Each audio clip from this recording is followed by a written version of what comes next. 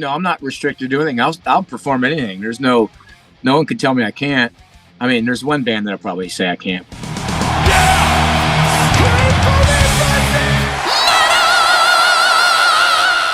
Hey everyone, welcome to the channel. My name is Belgian Jasper. If this is your first time in the channel, hit subscribe right now. They drag you in, taunted, haunted, demonized. You can't submit. Ripper, thank you so much for your time today. Metal singer, metal fan at heart, a coffee roaster, but maybe first and foremost, a dad. Thank you for your time today. I really appreciate it. These are busy times for you. How are you doing? I'm good, buddy. How are you? I can't complain. I wish I could post like yourself that I have been working on my own body as well as you did. Congratulations on the weight loss progress that you share with your fans. That's really cool to see. Usually by January 26th, people have already forgotten about all their New Year's resolutions, but you're still on track. That's good. Yeah, I started mine like last June, so it's been, it's not something that I started a couple months ago or something, Yeah, for sure. Now, we're obviously here today to talk. Well, we could talk about a lot of things. There's always a lot to talk about when it comes to you. But first and foremost, I want to talk about your new EP that came out a little bit ago, Return to Death Row. Exciting. Also, the whole story, how this came to be. It almost feels a little bit like the same serendipity that happened in the 90s when almost by accident, a whole new thing opened up for you.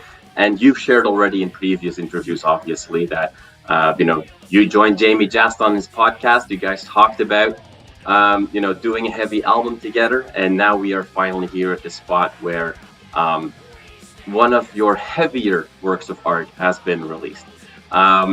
That's the short version of that. But can you give us a little bit more insight on how that collaboration with Jamey happened? Well, it's great because, I was doing Jamey's podcast, and I've said, I think it's probably been 10 years ago. I was on the motorboat doing his podcast, and he's like, man, we got to do a heavier record, something like, use the voices from Jugulator and Beyond Fear and just kind of do something. Yeah. And then the time went by, and I think he talked about it again, and then time went by. And then last year I was doing the press for the KK's Priest record, and he's like, man, this is the time, Tim. It's 25-year anniversary of Jugulator, and, we could call it Return to Death Row. And he starts, and after this, I'd already heard the Dee Snider records he did, and I was like, man, that's some great stuff. And I've always been in the, my earlier career was heavier music. The great thing about doing heavy music like this is I still sing like me. You know what I mean? Yeah. It's like my voice has so many different styles that it just fits to everything.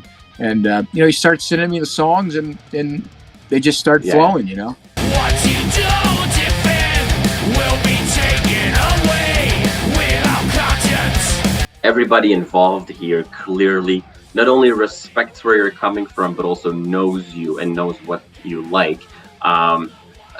Obviously, a lot of people know you as one of the singers for Judas Priest, and classical or heavy metal has always been part of your journey.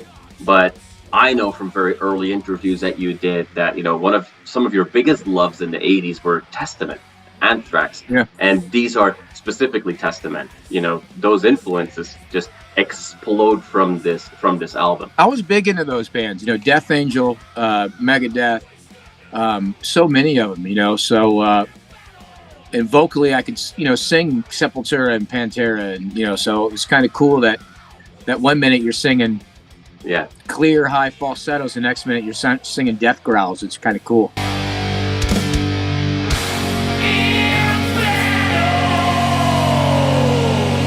I think you've made a joke on a previous interview that if somebody had to introduce you by saying every project you've worked on, that would be all of the time that was allocated for the interview, and that's true. You've been a guest on many projects and albums. I think my favorite non-Ripper song done by you is Scales of Justice that you did for the 2010 Avantasia record.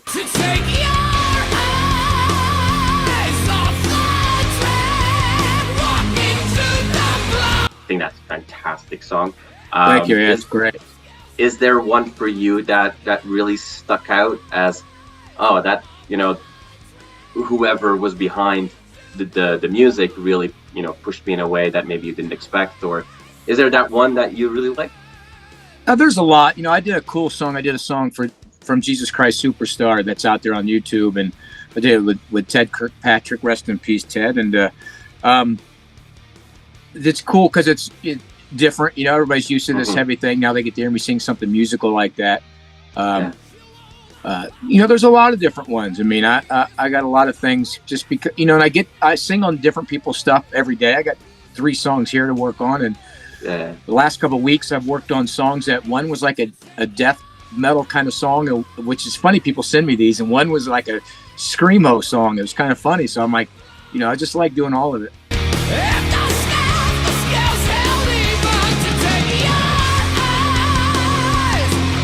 Is there a line for you in the sand, or do you just want to try? No, I don't think so. I mean, I'll attempt to do anything. That doesn't mean I can, but it's always a challenge to do it, And listen, I'm a singer that can sing a lot of different styles. So I just love to sing, and it's how I make my living too. So. Yeah. Now, as a fan, there's plenty of those songs that you've done that, would love to see them once, be performed live. And I know that obviously from a musician perspective, that is not always possible, but also from licensing perspectives and what have you. You don't necessarily have the freedom to just go like, oh, I played on this song of that band. When I'm playing solo, I can just play their music, if you will. Is that something that one day for special shows you'd love to do, to revisit some of those songs again? Or is that just something that, hey, you know what, they will have to live and die on that one record? No, I don't. I'm not restricted to anything. I'll perform anything. There's no one can tell me I can't. I mean, there's one band that'll probably say I can't, but I have. Listen, I've toured doing tours where we played probably half a Jugulator and half a Demolition, and right. I remember one tour we opened up with Jugulator and played Jugulator, Cathedral Spires, Bloodstained, Bullet Train, Burning Hell, Dead Meat. So it just depends on the tours. You really want to make a tour a lot of time, a show that everybody's going to like. So there's a lot of fans that just still want to hear you sing a lot of the classics that I sang when I was with Judas Priest. And I like to visit everything if it's right for the show.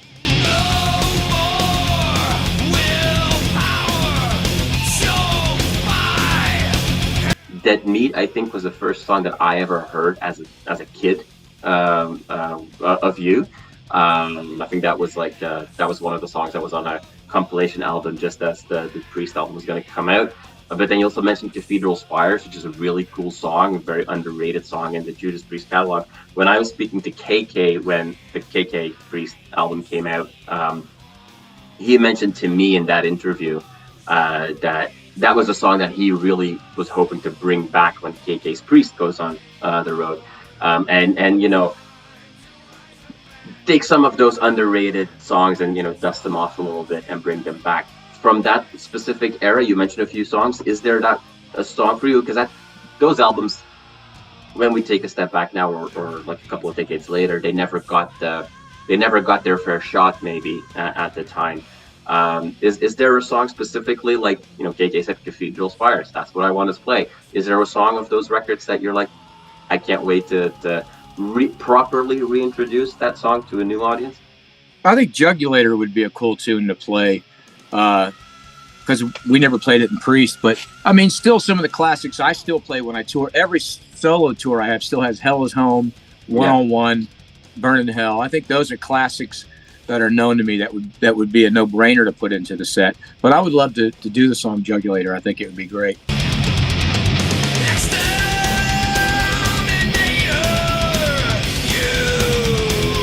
For the people with the new EP that came out, and a lot of great reaction to that, a lot of people really enjoying the heavier side that can come out.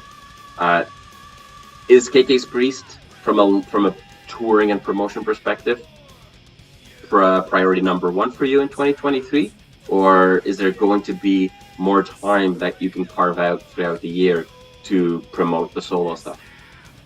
Well, I'll promote the solo stuff when I can, but KK's Priest, it takes the #1 position. You know, I mean, I got to be there for that. I've told Ken that and everybody that's the main thing. You know, I want to get the record out. I want to tour, and hopefully we can tour for the next couple of years on it. Yeah, for sure. Were you maybe surprised might not be the right word, because I think you knew that you had a great product, let's say, when KK's Priest album came out, but the overwhelming positive response to that album when that came out, was that a moment? Because an album like that could also backfire. What was that for you when you said, like, yeah, I'm on board?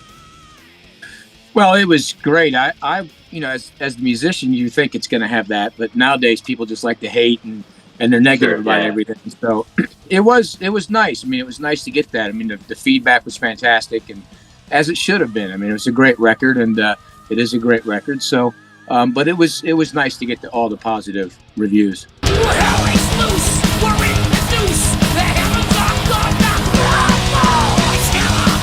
On the concept of being positive and looking at life with a positive mindset, I remember from, was it 1998? I think there was like a news report about you joining Priest that came out, and if I remember correctly, I think you described in that video like, oh, we're having success because the bus I'm touring with has a VCR, satellite TV, and the Playboy channel is free. You get the Playboy channel on the satellite in the bus. You know, that was the crowning moment of when I got in the bus. You know, first I was happy because we got a satellite and it was a VCR, and, you know, sleeping quarters, and it was great.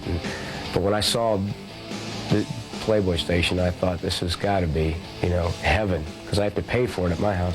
I have a feeling you might describe or define success slightly different now. What would your definition of success be? I think just the overwhelming support from the fans and meeting so many of them, and, you know, reading the comments, all the positive comments they put on my page, and from all over the world, you know, and being able to tour solo all over the world. I mean, I tour more places now than ever, and I think that's pretty much it for me. I just love all that.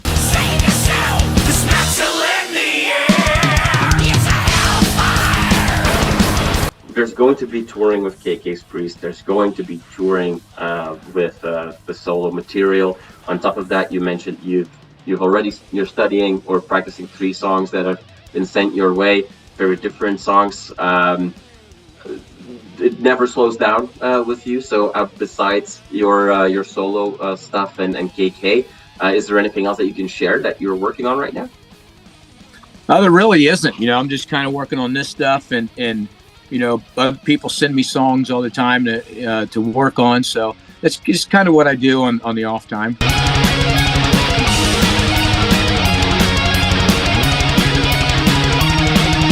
Tim, I want to thank you so much for, you know, sharing a little bit of light on everything that you're working on. It'll be exciting to see you play again.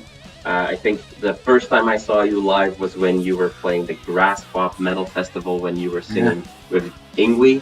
And then I think a few years later with Dio Disciples, you were there again.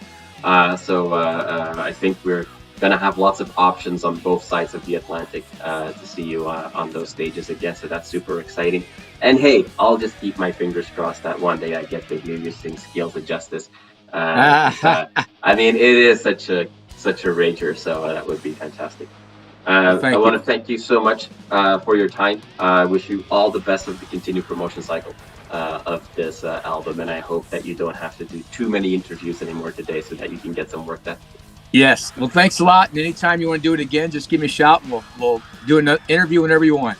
Sounds good. Sounds good. Maybe I'll catch you in person when you're on tour. You got it.